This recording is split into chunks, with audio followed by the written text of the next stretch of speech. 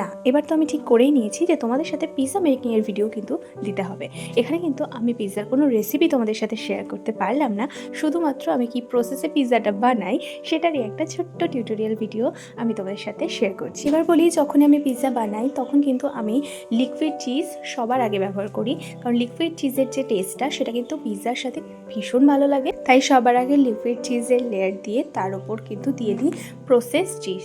আমি এখানে mozzarella চিজও use করি, আর দুরকম চিজ দেওয়ার একটাই কারণ, আমার যেন মনে হয় যে দুরকম চিজ দিলে বেশ একটা টেস্টটা অন্যরকম হয়। এটা তোমরাও কিন্তু ট্রাই করে দেখতে পারো, যারা পিৎজা মেকিং করো বা যারা বাড়িতে পিৎজা বানিয়ে খেতে চাও তারা কিন্তু অবশ্যই এইটা একবার ট্রাই করে দেখো। এখানে আমি চিকেন পিৎজা বানাচ্ছিলাম, তাই চিকেনটা আগে থেকে রেডি করে নিয়েছি, আর এখানে কিন্তু কিছু ক্যাপসিকাম আর অনিয়ন দিয়েছি। লাস্টে আবারও একটু প্রসেস চিজ দিয়ে আর মোজরেলা চিজ দিয়ে অরিগ্যানো আর চিলি ফ্লেক্স তো মাস্ট, এটা দিতেই হবে, নাহলে পিৎজা কিন্তু দেখতে ভালো লাগে না। যাই হোক, পিৎজা কিন্তু আমি বেকে বসিয়ে দিচ্ছি, আর বেক করার পর দেখো পিৎজাটা দেখতে কতটা সুন্দর হয়েছে। পিৎজা সব সময় আমি এরকম একটা নিচে বাটার পেপার দিয়ে তার উপর পিৎজাটা রেখে কাটিং করে দিই, আর কাটার পর দেখতে পাচ্ছ লিকুইড চিজগুলো কীভাবে উকি মারছে। আজকে পিৎজার ভিডিওটা কিন্তু এই পর্যন্ত, কেমন লাগবে অবশ্যই কমেন্ট করে জানিও, আর ভালো লাগলে পাশে থেকেও চ্যানেলটা সাবস্ক্রাইব করে। টাটা।